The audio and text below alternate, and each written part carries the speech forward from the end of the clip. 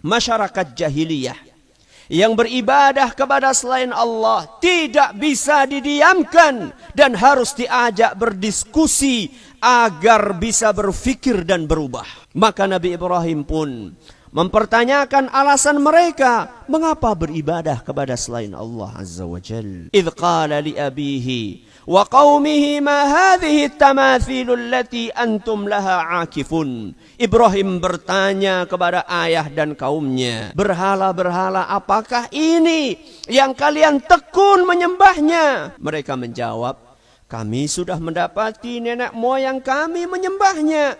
Alasan ini adalah alasan yang sering diulang-ulang oleh mereka yang menolak tauhid, menolak ketundukan kepada Allah dan Rasulnya sallallahu alaihi wasallam, yaitu alasan taklid kepada nenek moyang dan para pendahulu. Seakan nenek moyang lebih suci dan sakral dibandingkan Allah subhanahu wa ta'ala yang telah menciptakan mereka. Nabi Ibrahim alaihissalam bersumpah akan membuat strategi untuk meruntuhkan kekuatan dan hegemoni ideologi berhala yang menyelimuti masyarakat. Saya akan membuat tipu daya terhadap berhala-berhala kalian setelah kalian pergi meninggalkannya. Beliau robohkan berhala-berhala tersebut, lalu beliau sisakan satu berhala yang paling besar. Sebagai pemantik ruang diskusi, itulah strategi untuk menghancurkan berhala yang lebih besar dari seluruh berhala, yaitu berhala ideologi. Masyarakat Ibrahim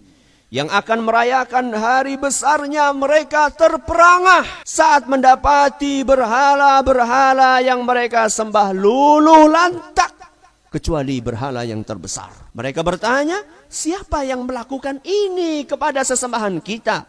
Sungguh dia termasuk orang-orang yang zalim. Maka semua mata pun tertuju kepada Nabi Ibrahim alaihissalam, karena memang hanya beliau satu-satunya tersangka yang berada di lokasi. Sehingga orang-orang menjadi anti dan benci kepada Ibrahim berikut ajaran tauhid yang beliau bawa. Mereka bertanya, apakah kamu yang melakukan ini kepada Tuhan-Tuhan kami, wahai Ibrahim? Pertanyaan itulah yang sudah ditunggu-tunggu oleh Nabi Ibrahim. Maka Nabi Ibrahim pun menjawab, qala bal fa'alahu kabiruhum hadza.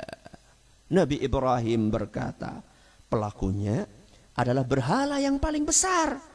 Fas'aluhum in kanu yantiqun. Tanyakan saja kepadanya apabila dia bisa berbicara. Meski jawaban Nabi Ibrahim sepintas terlihat dusta, namun perlu dipahami, ini adalah panggung pertempuran antara al-haq dan yang batil.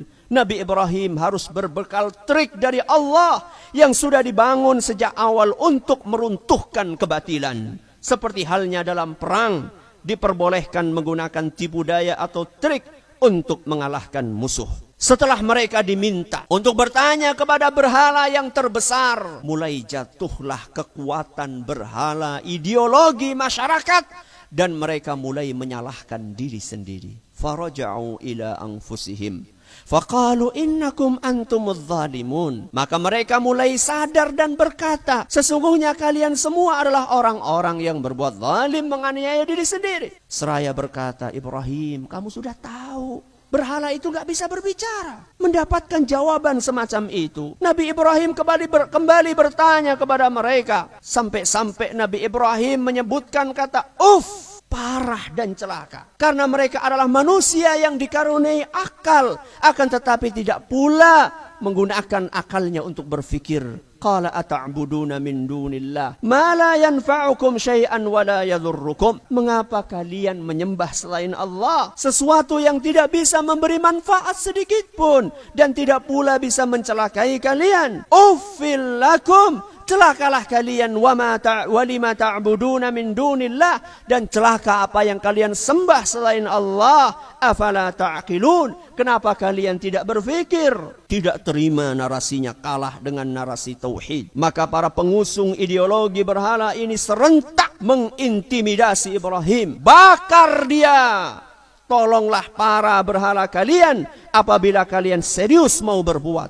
Maka berkumpullah banyak orang membuat lubang yang besar yang diisi api dengan kobaran yang sangat besar dan tinggi yang belum pernah ada api sebesar itu sebelumnya. Ketika Nabi Ibrahim dalam kondisi genting, diintimidasi oleh semua lapisan masyarakat, malaikat Jibril datang menemuinya dan menawarkan bantuan yang besar kepadanya. Beliau ingin menunjukkan bahwa siapa yang menolong agama Allah, cukup dia yakin dengan hasbunallahu wa ni'mal wakil. Keimanan yang tinggi kepada Allah membuat Ibrahim menolak tawaran dari malaikat Jibril, dan dia hanya mencukupkan diri dengan Allah Subhanahu wa taala. Dengan tegas beliau menjawab, amma ilaika fala. Adapun mengandalkanmu wahai Jibril maka tidak. Wa amma minallahi fabala. Akan tetapi bergantung kepada Allah maka tentu itu aku lakukan.